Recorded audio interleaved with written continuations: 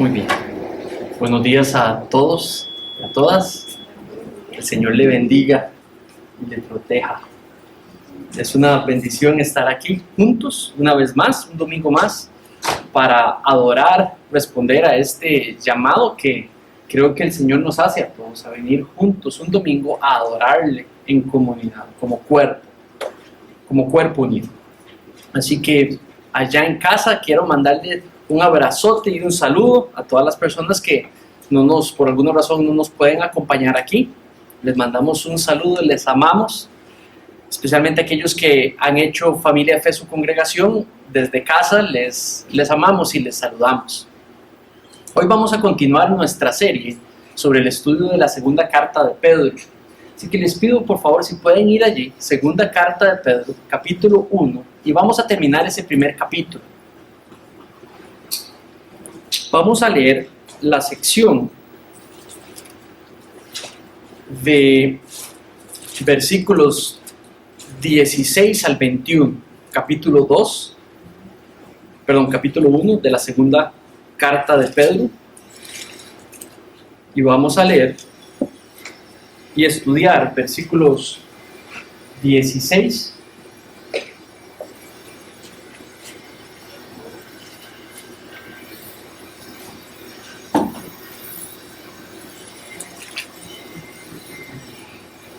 al 21.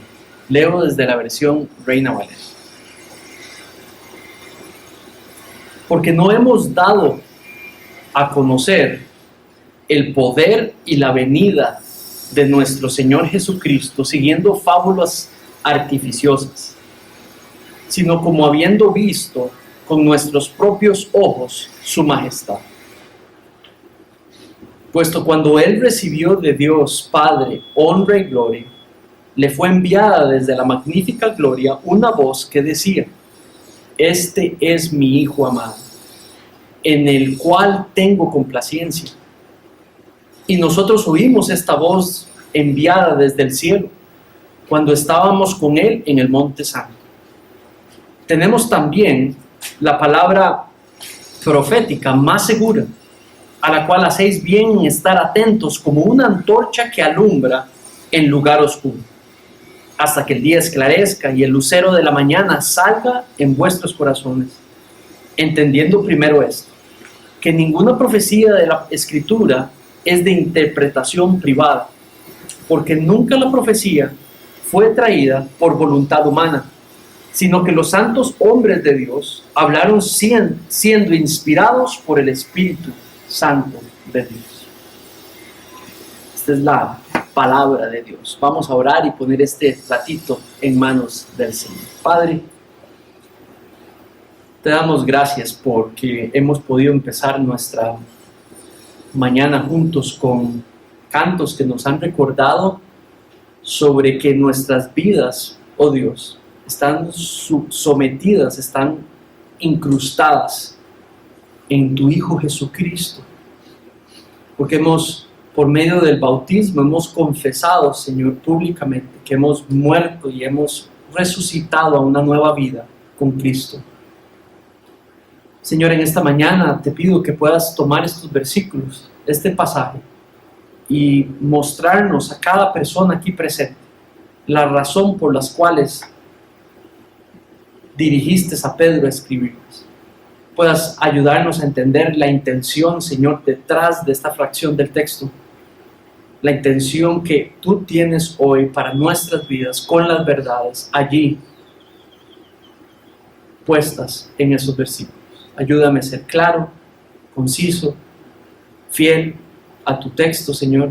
Ayuda a mis hermanos y a mis hermanas, Señor, a entender, a comprender, a saber cómo aplicar, y a todos juntos, Señor, llenarnos de tu sabiduría por medio de este texto de la palabra.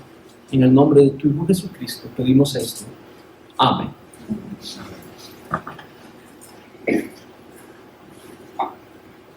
Desde que estuve muy chico, en mis primeros años, uno desarrolla un sentido de lo que significa cuando alguien le da la palabra a uno. Cuando alguien le dice, te lo prometo. Cuando un adulto le decía a uno, yo te prometo que cuando uno empezó a igualmente expresar en esos mismos términos, yo te doy mi palabra. Y cómo eso, en la vida de toda persona, cala profundo. Uno genera una definición de lo que es una palabra segura, una palabra confiable, dependiendo de la interacción, del contexto, de las experiencias que hemos tenido. Entonces no creo que yo esté muy distinto que ustedes. Ustedes también posiblemente desarrollaron ese concepto, no solamente con personas que decidieron honrar su palabra, pero también personas que de una u otra manera la quebraron. ¿Sabe? Cuando las personas en mi vida personal, en mi contexto, honraron su palabra, pude comprender lo que era la consistencia, la integridad. Pero también cuando aquellas personas quebraron la palabra dada, pude ver la gran incertidumbre, el dolor que causa una palabra quebrada. Y creo que todos aquí entramos en este sentido. Apelo a esto porque igualmente sucede con la palabra de Dios. Venimos a la palabra de Dios, una palabra que la Biblia misma clama como una palabra cierta y segura, de la cual podemos depositar nuestra fe completa. Y tú y yo venimos a ver esa aseveración pensando en cómo funciona la palabra que se entrega entre los hombres. Y quiero corregir desde allí, porque la incertidumbre que tú y yo podamos tener sobre la palabra que se entrega un hombre a una mujer a un hombre, una mujer a otra mujer, un hombre a otro hombre, va a depender específicamente de la persona que está entregando esa palabra, del carácter de la persona que está entregando esa palabra. De ahí depende que una palabra sea humana, sea confiable, de la persona que la expresa, de la persona que la entrega, de su carácter, de su firmeza, de sus convicciones, de su celo por honrar lo que promete y lo que dice. No es diferente con Dios. La palabra que Dios entrega, cuando Dios dice yo voy a hacer esto, depende solamente, no de ti o de mí, depende del carácter de Dios. Y por ende, la palabra de Dios es cierta y certera y podemos mantener nuestra seguridad puesta en ella, porque es tan sólida como sólido es el carácter de Dios, es tan sólida como es aquel que la entregó. ¿Tiene sentido? Entonces mi propósito en mañana, en este ratito que vamos a estar juntos, es impregnar en ti y en mí una certeza sobre lo que Dios dice, sobre la Biblia, sobre la palabra que Dios ha expresado como suya, a pesar que ha sido entregada por medio de seres humanos tan imperfectos como tú, como yo. Quien la hace segura es aquel que estaba detrás de los que la escribieron.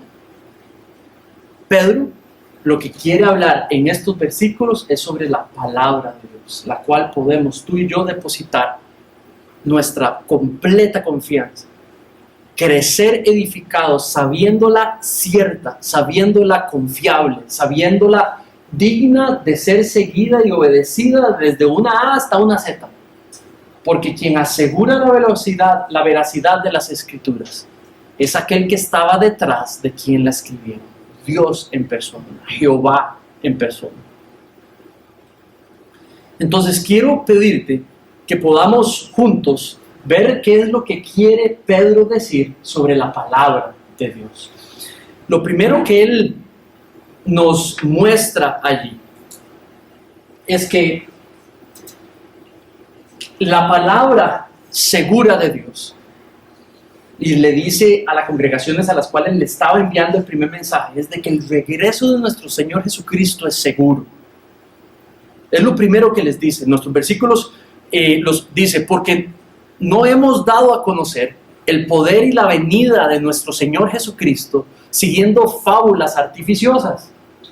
Una fábula es una historia que alguien crea con un sentido de dar un mensaje específico. Entonces él pone las palabras, las oraciones, las experiencias, genera una leyenda para lograr informar algo específicamente. Él dice, no es algo como eso.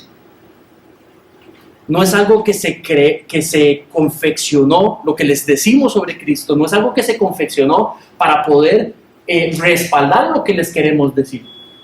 O sea, no es una historia planificadamente armada. No son fábulas artificiosas. Dice, esto es algo que hemos visto nosotros en primera mano. Lo hemos visto, lo vimos decir, lo vimos hablar, lo vimos actuar. ¿Verdad? Y entonces en el versículo 1 lo primero que quiere dejar claro es que su regreso es seguro. Su regreso es seguro. Su regreso es tan cierto como cualquier evento histórico. Ahora, ¿por qué digo esto? Porque creo que Pedro está muy concentrado en hacer ver de que el regreso es seguro porque es un evento que sucedió. Fue prometido, fue revelado, fue dicho, lo vieron muchísimas personas, lo escucharon decir muchísimas personas y por ende lo registra como un evento que sucedió, fue anunciado y que sucederá. Su regreso sucederá. Entonces mira el versículo 16, dice, porque no hemos dado a conocer el poder y la venida de nuestro Señor Jesucristo siguiendo fábulas, sino como habiendo visto con nuestros propios ojos su majestad. Entonces allí él anuncia que él pudo ver un evento en el cual quedó muy claro que estaba prometido el regreso de nuestro Señor Jesucristo. No solamente vino a morir por nuestros pecados, sino que fue ascendido, sentado a la diestra de Dios en autoridad sobre todo y prometió regresar. Nos prometió regresar. Pregúntate esto.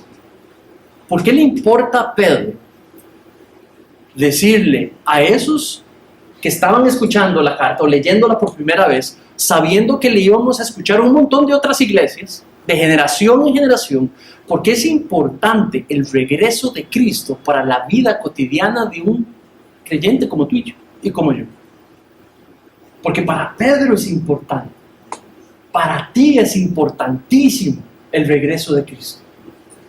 Y que lo puedas ver como algo cierto, como algo seguro y puedas más bien generar una expectativa, tener una esperanza, una certeza expectante del regreso de Cristo.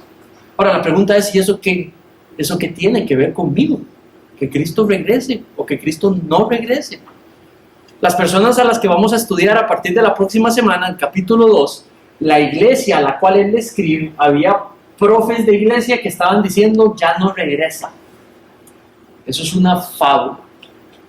Estaban poniendo en entredicho las enseñanzas de los apóstoles. Más bien, habían construido toda una posición de que eso era una fábula lo que habían contado, que Cristo no regresa. Y porque Cristo no es tan cierto que regrese, como es más bien suena leyenda, no es tan cierto que venga y por ende no hay como un juicio que estemos esperando que tiene que venir. Entonces el llamado a vivir en santidad no es tan importante porque no regresa. Y si no regresa, no tendremos que dar cuentas de nuestras acciones. Por lo tanto, vivir esto de santidad no es tan importante. Y eso es lo que estaban enseñando. Entonces Pedro lo primero que ataca es si regresa. No, señores, si regresa. Nosotros lo escuchamos, nosotros lo vimos. Hay dos palabras que él, y quiero ponerte esas palabras allí, en los siguientes versículos, quiero ponerte palabras claves en cada versículo. La enseñanza un domingo no solamente es para expresar lo que el texto está diciendo, pero también es una gran oportunidad para ayudarnos a observar el texto. Entonces quiero ahí en tu Biblia que observes esas palabras. Las primeras, lo primero que dice, dos palabras para describir el regreso es poder, y la segunda con la que describe es la venida, ¿verdad? Dice el poder y la venida de nuestro Señor Jesucristo. Esas dos palabras no sería recomendable siempre que haya un y en una lista. Mira, no está buscando que analices separadamente las palabras, sino ponlas juntas. Entonces lo que está hablando es del poderoso regreso de nuestro Señor Jesucristo, un despliegue de poder, un despliegue de cosas sobrenaturales, de algo que va a tener enormes implicaciones para las personas, y es un regreso específico. Luego dice, la siguiente palabra que llama la atención dice, de nuestro Señor. No siguiendo fábulas artificiosas, sino como habiendo visto con nuestros propios ojos su majestad. Y la palabra que llama la atención ahí es majestad. Ahora, el siguiente versículo va a explicar a qué se refiere con majestad. Y lo que hace es que empiece a describir sobre un evento que 3 de los apóstoles sufrieron. Y fue en el monte santo, la transfiguración de nuestro Señor Jesucristo frente a Jacobo, frente a Juan y frente a Pedro. Para Pedro ese evento es un evento que le demuestra a él y que le debiera demostrar a los demás que Cristo regresa. Ponga atención en eso. Pedro está justificando que es cierto que va a regresar porque sucedió lo que sucedió en la transfiguración, el día en que Jesús los llamó a ellos 3 y junto con Elías y junto con Moisés, su rostro, su semblante, su completo cuerpo se transfiguró, se transformó frente a ellos 3. Dice, los evangelios describen de que los 3 inmediatamente en pavor se pusieron súper nerviosos donde vieron aquello. Y dice que podían escuchar a Moisés, a Elías, a Jesús hablar. Vieron lo que sucedió, que se transfiguró su rostro y sus mantos, todo se tornó blanco y gran luz y despliegue hubo en ese momento. Y dice que una nube se aposentó y que de las nubes, desde el cielo, una nube oscura, y desde el cielo se escuchó una voz y la voz habló. Y era la voz, la reconocieron como Dios en persona hablando sobre Jesús, hablándole a ellos sobre Jesús. Y después de dichas las palabras sobre Jesús, dice que la nube se desapareció, ellos volvieron a ver a Jesús y ya Jesús estaba solo, ya no estaba ni Moisés ni Elías. Tanto Juan como Pedro como Jacobo, 3 de los evangelios mencionan sus autores que quienes estuvieron ahí fueron Moisés y Elías, que lo que le sucedió a nuestro Señor Jesucristo fue confirmado por varios testigos, y que Dios habló desde una voz desde el cielo sobre cómo Dios veía a Cristo. Y entonces nuestro versículo 17 describe, pues cuando Él recibió de Dios, Padre, honra, gloria, le fue enviada desde la magnífica gloria una voz que decía, este es mi Hijo amado, en el cual tengo complacencia. Entonces mira las palabras allí, las palabras que describen la majestad de Cristo. La primera palabra que dice es, recibió de Dios Padre honra y gloria. Entonces Dios Padre honrando y dando gloria a Dios el Hijo. Ahora, ¿por qué digo que es Dios el Hijo? Porque inmediatamente la voz dice, este es mi Hijo amado. Ahora, los Salmos y Isaías hablaban del Hijo del Hombre, del Hijo de Dios, el Mesías. El Salmo decía que este es mi Hijo, el que envío. Isaías habla del siervo sufriente que vendría, el Hijo de David, el Hijo de Dios, que sería sacrificado por la transgresión de todos los seres humanos, sus pecados. Entonces allí lo que está diciendo Pedro, este era el Hijo de Dios prometido, el que moriría por nuestros pecados. El rey davídico, el Hijo de Dios, descendiente perfecto de Dios. Dios, Hijo en persona, para morir por nuestros pecados. Entonces lo que Pedro está hablando es que por ello Dios le honra y le da gloria, y lo que explica es la divinidad de Cristo. Cristo 100% hombre, sí, pero Cristo 100% Dios, sí. Entonces, ¿por qué la transfiguración va a ser un evento que hable sobre su regreso?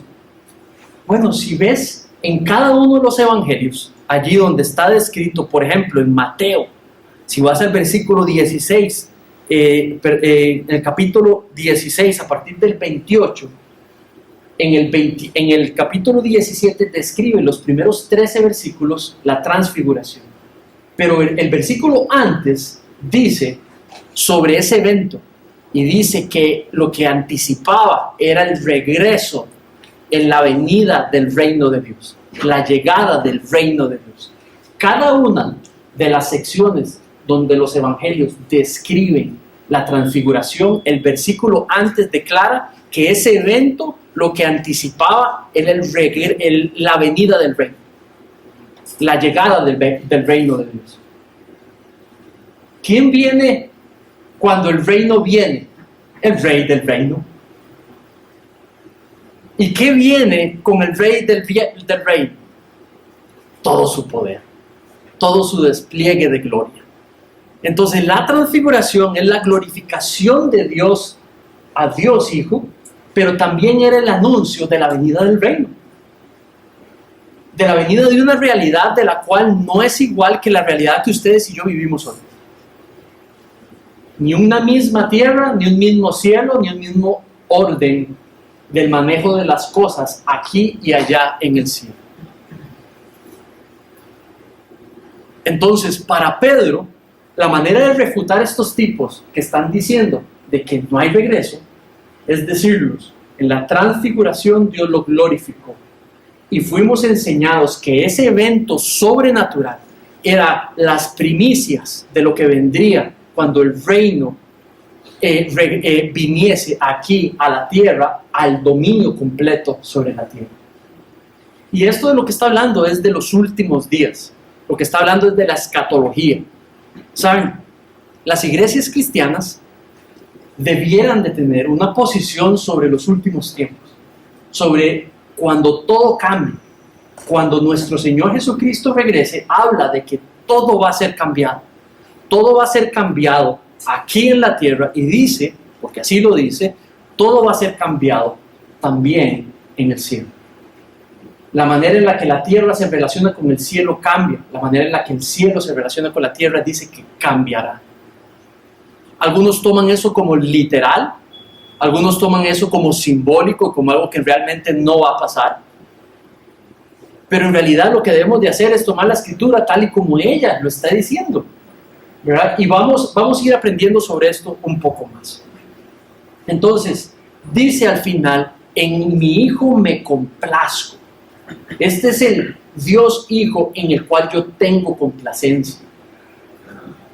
Y de nuevo, la transfiguración como un evento que lo que iba a hacer era anunciar específicamente la llegada del Rey Mesías triunfante, regresando triunfante. Ahora, esa idea de la llegada del reino también tenía una idea de la llegada de un rey, pero de un juez. Y por eso de un juez, por eso de un juicio.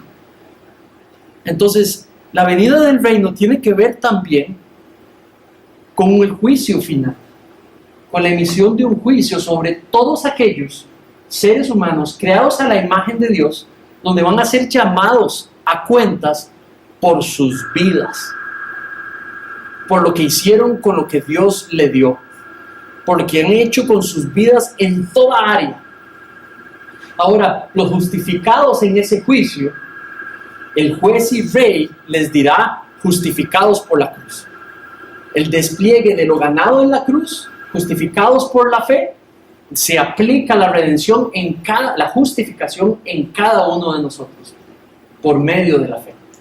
Pero todo aquel que rechazó a Cristo y que no creyó en Cristo,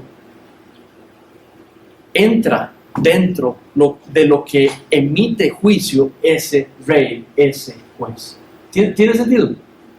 Entonces el juicio final no es algo, la llegada del regreso de Cristo como juez a juzgar a vivos y a muertos, no es algo que el cristiano tenga que tener miedo, no es algo que el cristiano tenga que sentirse nervioso, porque si es cristiano, si es un creyente genuino, verdadero, ha puesto su fe en Cristo para salvación, está justificado en el juicio ante Dios. Ahora sí, en ese juicio los creyentes seremos llamados a cuentas por cómo vivimos nuestra vida cristiana, cómo administramos nuestra vida cristiana y nuestra fe. Y dice que es la expectativa del regreso del Rey. Ahora, también en el versículo 18 dice: y nosotros oímos esta voz enviada del cielo cuando estábamos con él en el monte santo. Entonces, la manera de justificar el regreso número 1 es con un evento que en 3 evangelios, en Mateo, vamos a ver, por si los que quieren apuntar, en los 3 evangelios, no está en Juan, pero está explicado tanto en Mateo, Lucas como en Marcos. Y de nuevo allí es un ejemplo, es un evento que se describe como anunciante del regreso, de la venida del reino de los cielos, del reino de Dios aquí en la tierra. Y por ende, junto con su rey, y por ende con el despliegue de toda la gloria y de todo el poder que eso implica. Ahora, ¿qué significa esta aseveración de que podemos confiar sobre su regreso? Tenemos una palabra segura sobre su poderoso regreso. ¿Cómo aplica a nuestras vidas? Yo creo que es muy importante que te preguntes: ¿cuál es tu convicción del regreso de Cristo? ¿Cuál es tu convicción del regreso de Cristo? ¿Tú crees que Cristo regresa? ¿Qué piensas sobre el regreso de Cristo? ¿Qué implicaciones tiene para tu vida? Voy a adelantarte un poco. En la segunda carta, pasen por favor al último capítulo de la segunda carta, para que pueda ver la aplicación directamente sobre tu vida, de tener una expectativa robusta de su regreso, un deseo robusto de su regreso. Y pues leamos del versículo, esto es un capítulo que vamos a estudiar y un pasaje que vamos a estudiar, pero en el capítulo 3, a partir del versículo 14, leo para ti.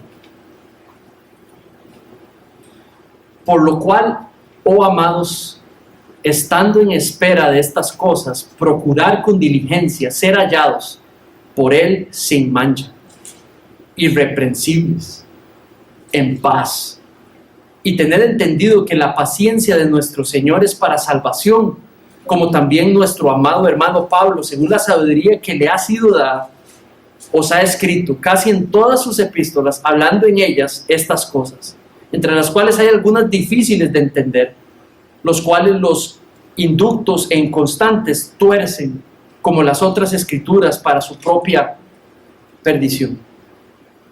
Así que ustedes, oh amados, sabiendo de antemano, guárdense, no sean arrastrados por el error de los inicuos, caigan de vuestra firmeza. Antes bien creced en la gracia y el conocimiento de nuestro Señor y Salvador. A Él sea la gloria, ahora y hasta el día de la eternidad. Mira el primer versículo, el 14. Por lo cual, oh amados, estando en espera de estas cosas,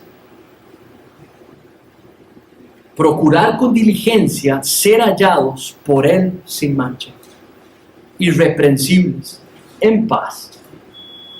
Entonces, esto habla de la expectativa que tiene el cristiano mientras Cristo regresa.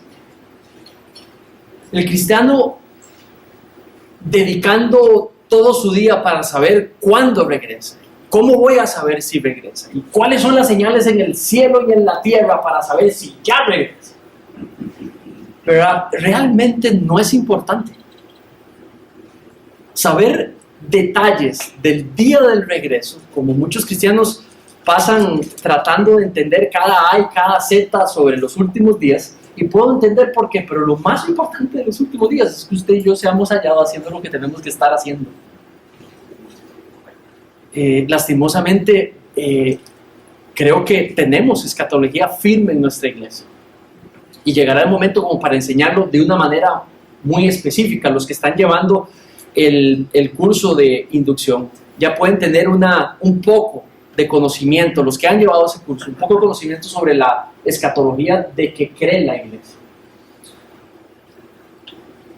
Pero si ustedes vieran cómo se agarran los cristianos por determinar exactamente cómo es que tiene que ser los últimos días, cómo se separan y cómo se vuelven reprensibles completamente por su manera de diferir o de discutir cómo exactamente van a ser los tiempos del regreso de Cristo, realmente pierden de vista lo importante sobre su regreso. Pierden de vista lo importante. Lo que sí tenemos claro es lo que tenemos que estar haciendo mientras Él regresa. Tenemos certeza de su regreso. Pero si tenemos certeza del regreso, ten certeza de tu llamado aquí en la tierra mientras regresa. Ser hallados irreprensibles, glorificándole, celebrándole, adorándole, amándole, para la gloria de Dios. Ahora, una segunda cosa que quiere volver cierto sobre la palabra de Dios, Pedro, a esta gente y a nosotros también, es que la palabra cierta, segura que tenemos en la Biblia, es cierta y por ende nos da dirección en la vida cristiana. Es una palabra segura que nos da dirección verdaderamente sobre su regreso y mientras vivimos la vida cristiana mientras Él regresa. Mira ya el versículo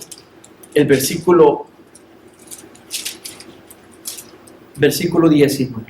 Tenemos también la palabra profética, más segura, a la cual hacéis bien en estar atentos como a una antorcha que alumbra en lugar oscuro, hasta que el día esclarezca y el lucero de la mañana salga en vuestros corazones. Entonces aquí, mis hermanos, voy a mencionar algunas palabrillas un poco mal usadas por el resto completo de la historia de la iglesia, para tratar de definir un poco lo que creemos, lo que creo yo que está tratando de decir y lo que no está tratando de decir. Dependiendo del contexto donde vengas, palabra profética va a tener cierto significado, cierta correlación a lo que para ti significa. Palabra profética, lo que significa en el Nuevo y en el Viejo, es las palabras que podían emitir los profetas, ¿cierto? Palabra profética, palabra del profeta. Entonces, esta es una capacidad de un ser humano común y corriente, apuntado, escogido por Dios, para hablar por medio de Él. Entonces, por ejemplo, los profetas llegaban y decían algo al rey, y luego decían, esto lo dijo el Señor. Y cuando ellos decían eso, en verdad es porque era cierto. En algunos de los profetas era porque ellos habían podido tener una visión en un sueño, vieron algo, tenía contenido del sueño, entendieron algo sobre el contenido y que tenían que ir a decírselo a alguien. Y entonces ellos iban y hablaban con palabra profética, palabra de un profeta. Y esa palabra profética era entendida como la palabra de Dios. Y por eso es que ellos decían, el Señor dice. O por ejemplo, algunos profetas como Oseas, por ejemplo, llegaba y decía, el Señor me dijo. Y le decían a la persona. Entonces, eso es lo que quiere decir, digamos, palabra profética. Las palabras del profeta eran palabras de Dios.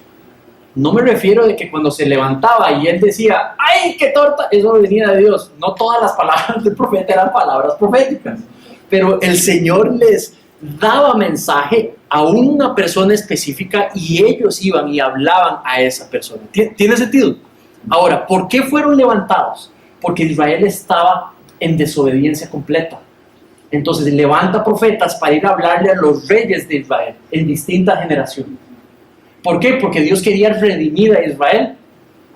Ese era el tema, la redención de Israel. Y por eso le manda profetas, para que se arrepientan. Entonces la palabra profética es esto que Dios habla a ciertos hombres escogidos, y estos hombres escogidos van y hablan a las personas a quienes Dios les envió. Ahora, esos profetas luego escribieron, algunos de ellos, libros de la Biblia, y esas palabras que escribieron eran palabras guiadas por Dios y son parte del canon y de la Biblia que tenemos hoy. ¿Tiene sentido?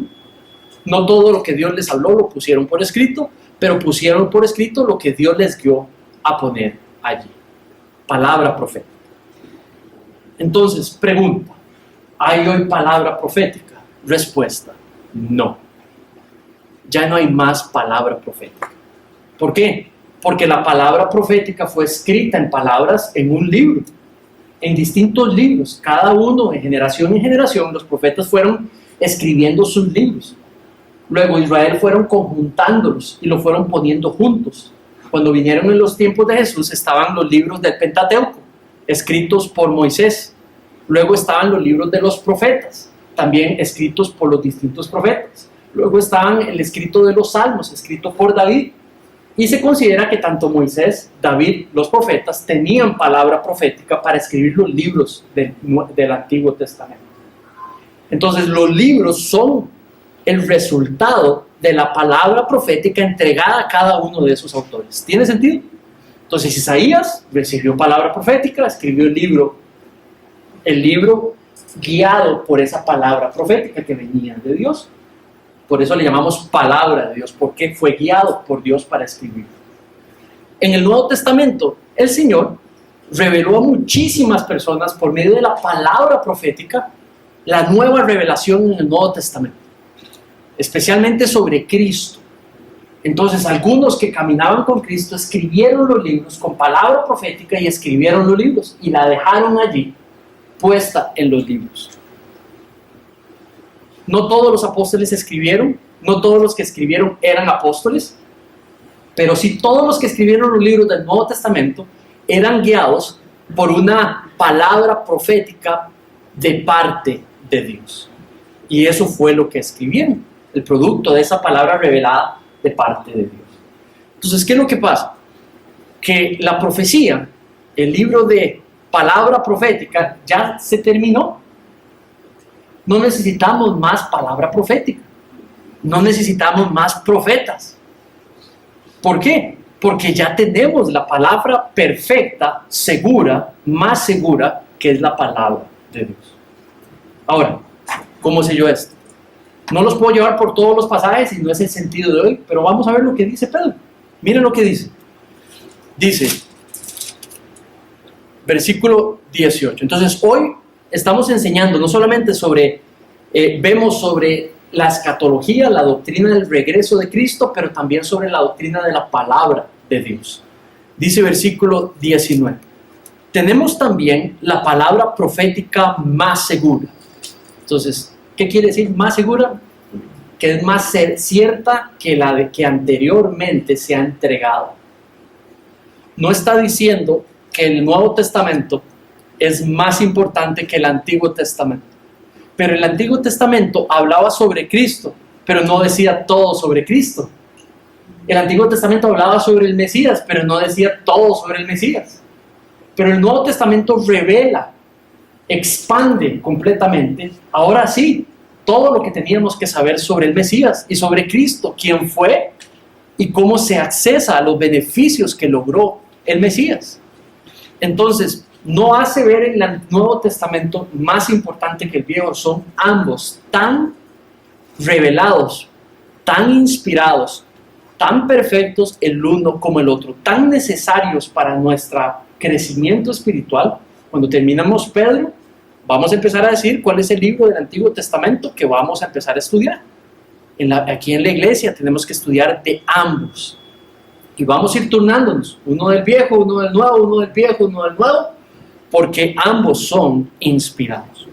Luego dice, versículo 19, al cual hacéis bien en estar atentos, como una antorcha que alumbra en lugar oscuro.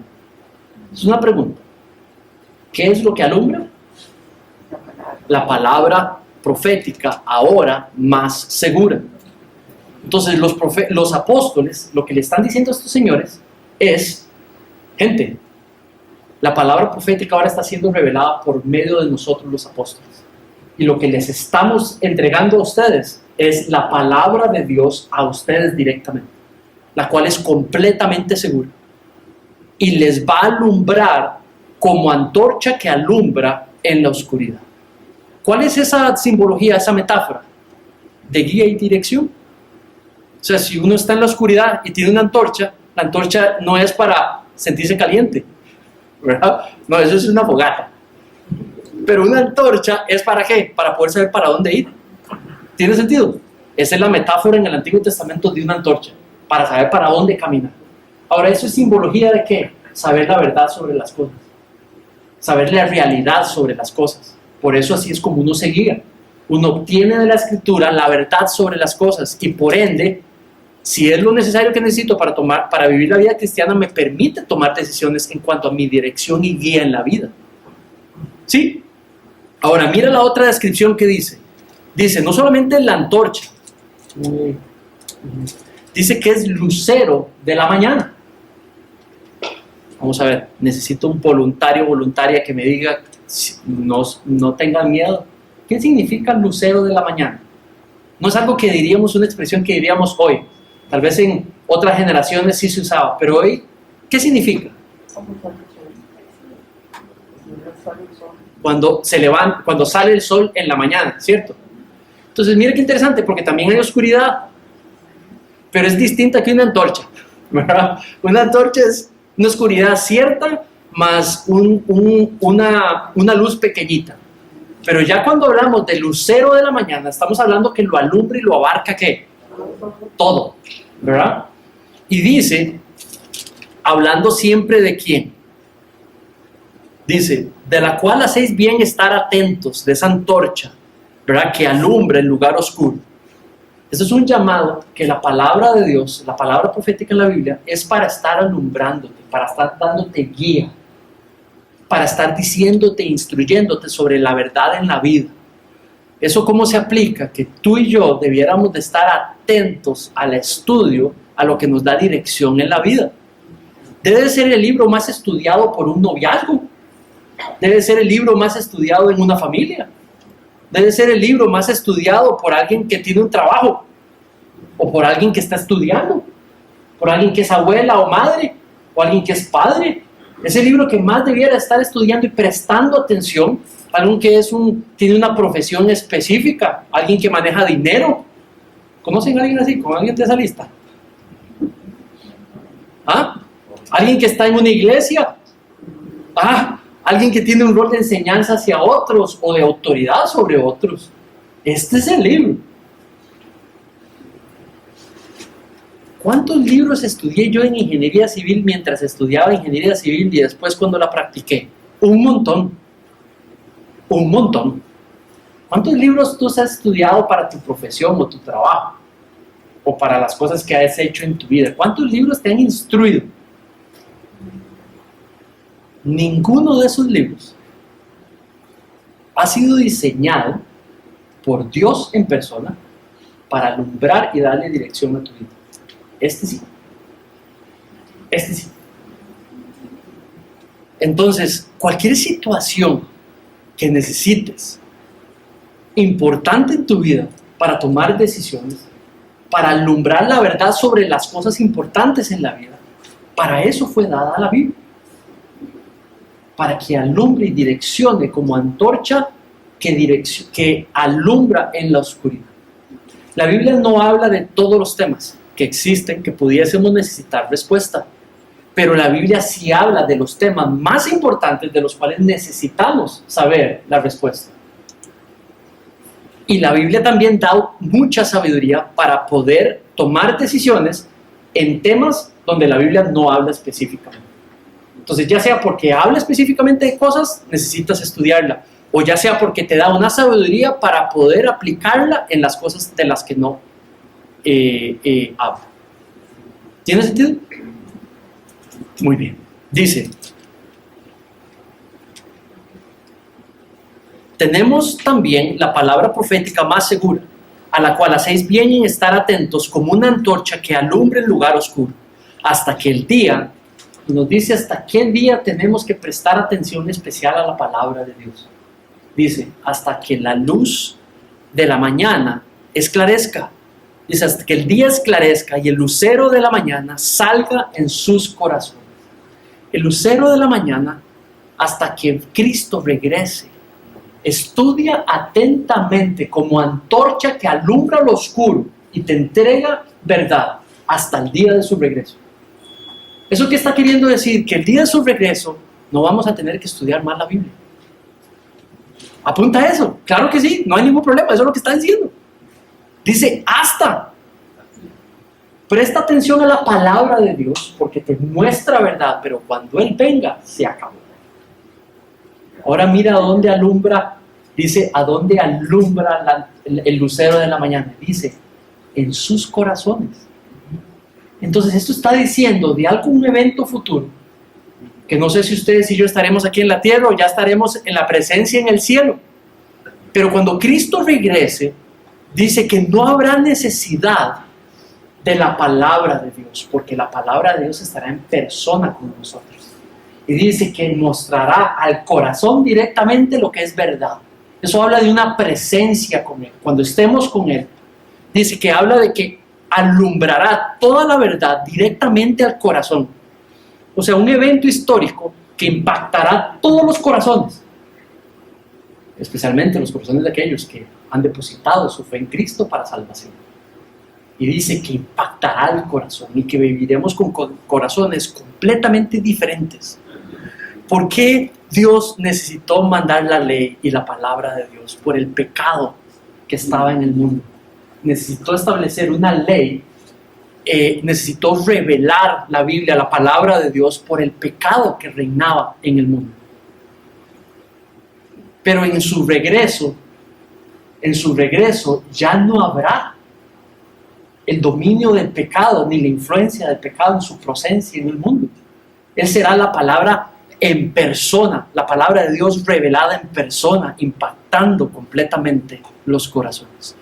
¿Eso qué te dice? Que lo que tú pasas hoy es tan insignificante en términos eternos. Lo que yo paso hoy es importante. Nuestros dolores y nuestros sentimientos son importantes, pero necesitamos ponerlos a la luz de la eternidad, de lo que es eterno.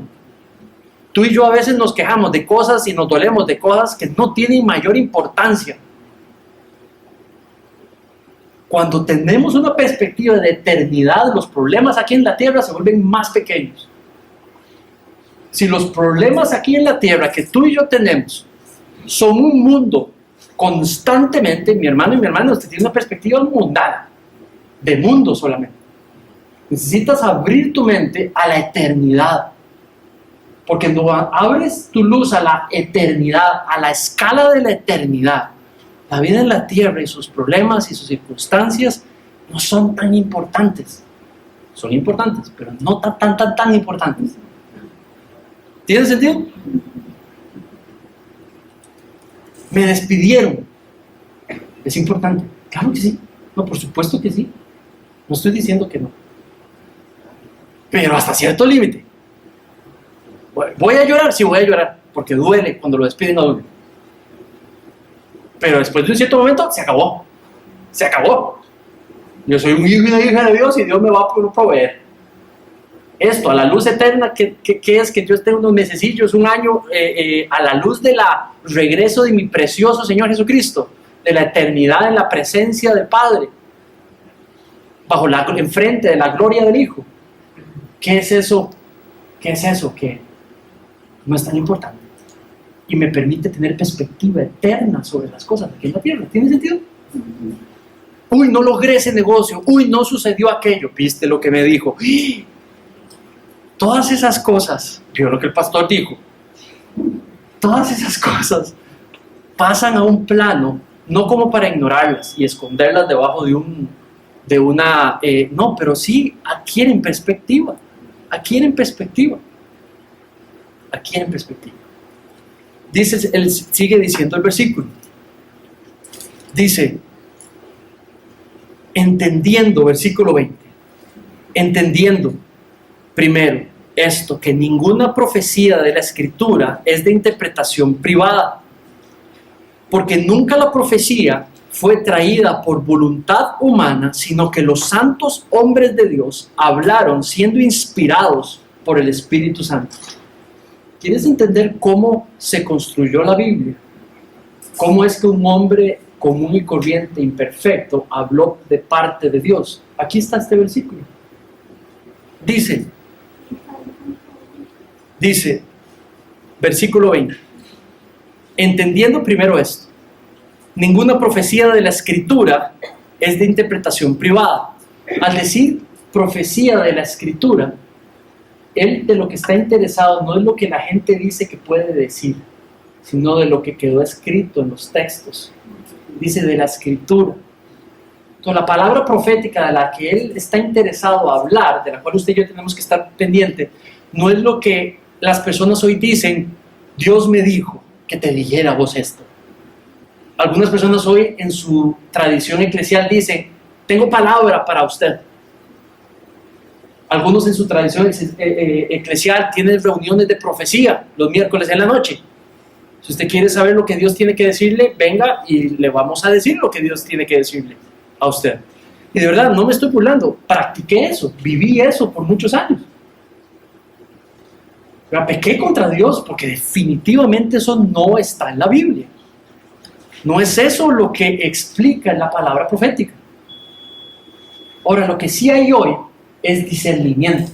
Yo puedo venir, como ahorita lo que estoy haciendo, presentarle a doña Carmen la palabra profética perfecta y se la estoy explicando.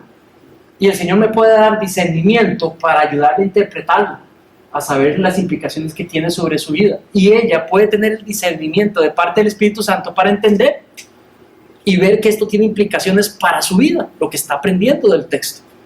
Lo que sí podemos hacer es disfrutar del discernimiento espiritual que solamente lo da el Espíritu Santo para entender las verdades, para aplicarlas y ponerlas en práctica. Pero palabra profética, mis hermanos, no hay más. Ahora, lo que sí yo les puedo decir a ustedes es llegar y decir, Isabel, Dios dijo, no digo yo, Dios dijo, vea, aquí está donde dijo. Ahí sí, no hay ningún problema, porque está aquí escrita. Pero eso sí lo podemos practicar y de hecho Dios quiere que lo practiquemos los unos con los otros y nos enseñemos la palabra de Dios. Dice, entendiendo primero esto, que ninguna profecía de la Escritura es de interpretación privada. Eso quiere decir que la profecía de la Biblia nunca fue para un uso personal.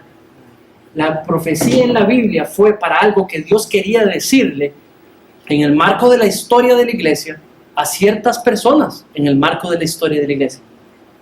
La profecía nunca fue algo que la persona decide qué es lo que le quiere decir a la otra. La profecía siempre fue Dios le quiere decir a esa persona, utilizó una persona para decírselo específicamente. La profecía nunca fue algo de opinión del profeta, de opinión personal. No, él entendió lo que Dios dijo y entendió lo que quería decir con lo que dijo. Y lo puso por escrito o fue y lo dijo. ¿Saben? Cuando hoy veo esas noches de profecía o reuniones de profecía, donde venga usted y yo le digo lo que tiene que hacer con su vida, eso es interpretación personal, privada. Es justamente lo que Pedro está diciendo, que nunca fue así.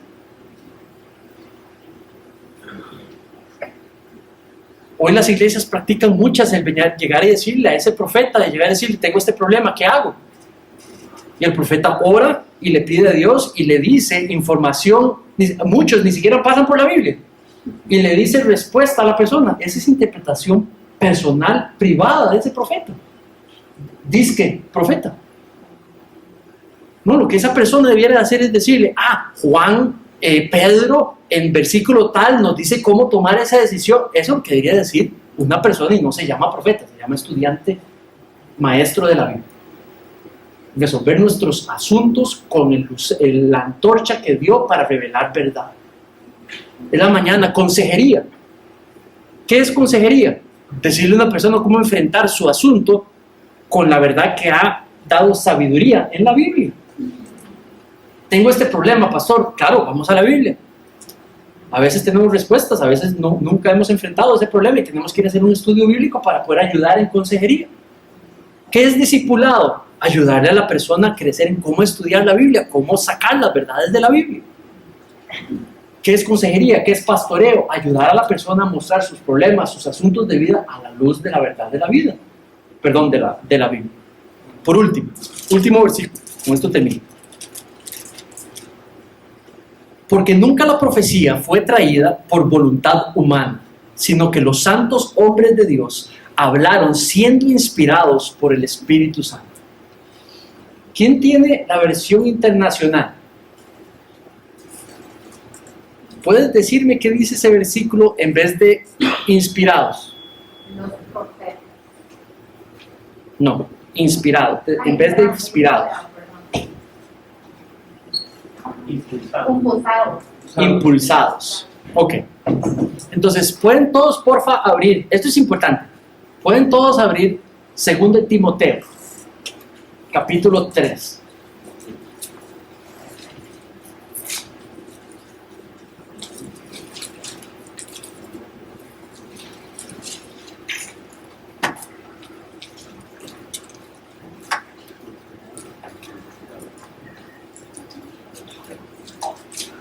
Segundo Timoteo, capítulo 3.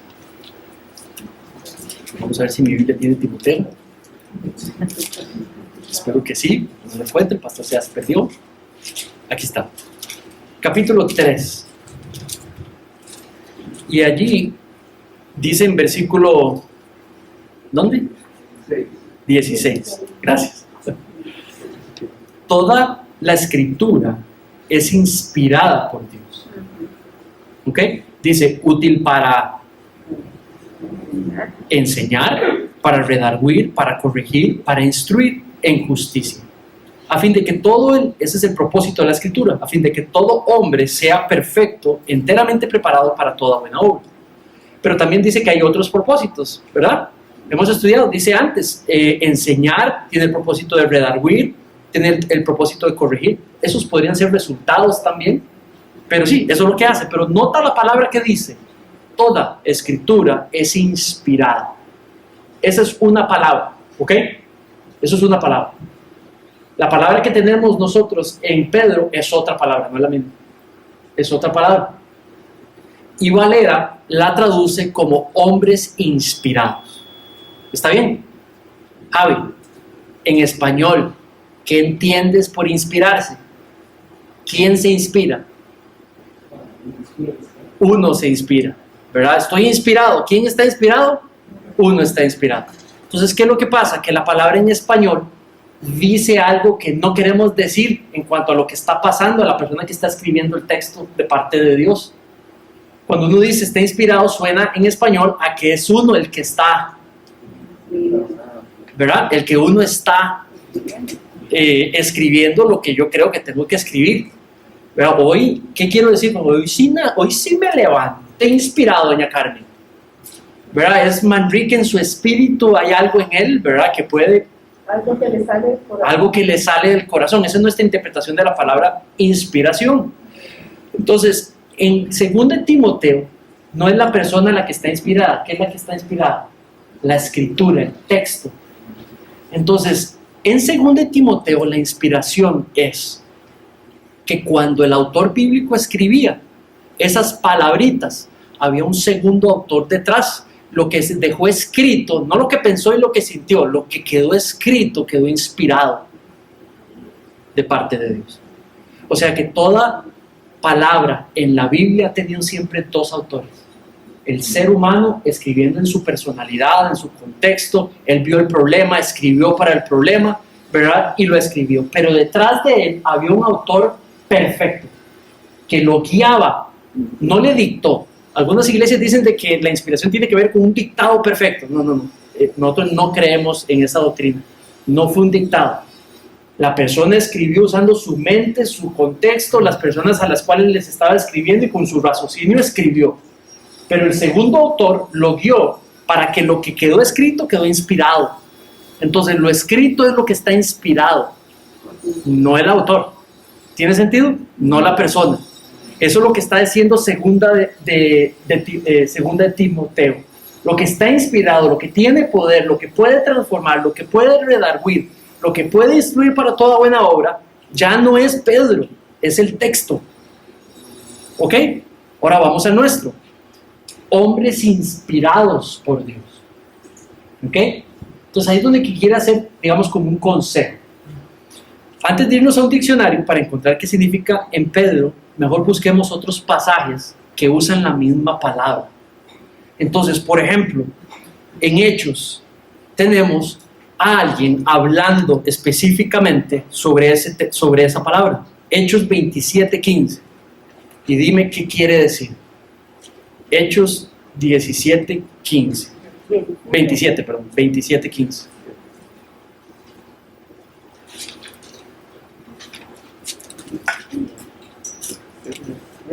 Hechos 27:15. Espera, que tengo 27.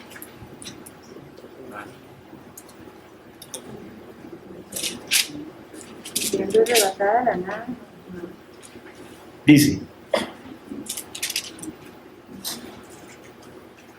y siendo arrebatada la nave, hablando de un barco, siendo arrebatada, o sea, eso quiere decir las olas lo golpeaban, y no pudiendo poner proa al viento, nos abandonamos a él y nos dejamos llevar. Nos dejamos llevar es la palabra que está traduciendo inspirado. Los hombres estaban siendo llevados por el Espíritu Santo, guiados por el Espíritu Santo. ¿Cómo dice Internacional? Impulsados, decía Internacional. Impulsados, dirigidos, guiados por el Espíritu. Y así es como la Biblia se escribió.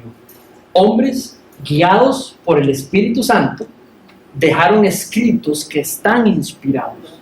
Por eso es que esta es la palabra perfecta, porque los textos están inspirados. Por eso es que no importa realmente lo que Manrique opine. ¿Me explico? Porque ¿qué? No está inspirado. Lo que está inspirado es el texto. Lo que ustedes tienen que exigir aquí, en el púlpito, es que alguien les predique la Biblia. No que y ustedes tienen que medir si lo que está dando, lo que dice ahí, o lo que está diciendo, lo que él opina. Lo que nos va a edificar en la iglesia es lo que dice la Biblia. Lo que usted tiene que leer no son autores bíblicos, los libros cristianos que usted tiene que estar leyendo, no es que está prohibido de los libros cristianos, no, pero lo que usted tiene que estar leyendo primariamente es la Biblia. Usted debe estar leyendo más la Biblia que los libros que usted estudia para educarse en la profesión que usted trabaja. Si usted es estudiante, debe estar estudiando más la Biblia que los libros de la U o del cole. Porque lo único que está inspirado es el texto de la Biblia. ¿Tiene sentido? Muy bien. Ay, cerré el pasaje. Ya se terminó. Muy bien. Mis hermanos, solamente hay una palabra de Dios. Solamente hay algo inspirado. Y es el texto bíblico. Y ya se cerró. Tengan cuidado con ponerle o con quitarle. Mientras esperamos su regreso en esta gracia preciosa, lo que hacemos es que vivimos con la palabra de Dios como antorcha que nos ilumina lo que tenemos que hacer. ¿Tiene sentido? Esta es tu responsabilidad mientras viene nuestro Señor Jesucristo, viviendo conociéndola más, siguiéndola más, conociéndola, aceptándola, obedeciéndola. Eso es lo que Dios quiere, porque esta palabra sí es segura.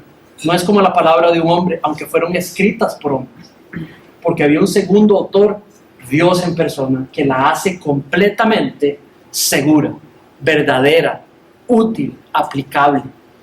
Espero que esto de alguna manera, nos llame a todos a una convicción de reactivar nuestra disciplina del estudio de la palabra de Dios, en lo personal y en lo grupal. Muy bien, vamos a ponernos de pie.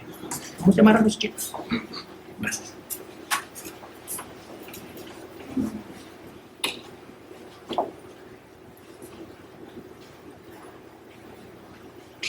Oremos. Padre, en esta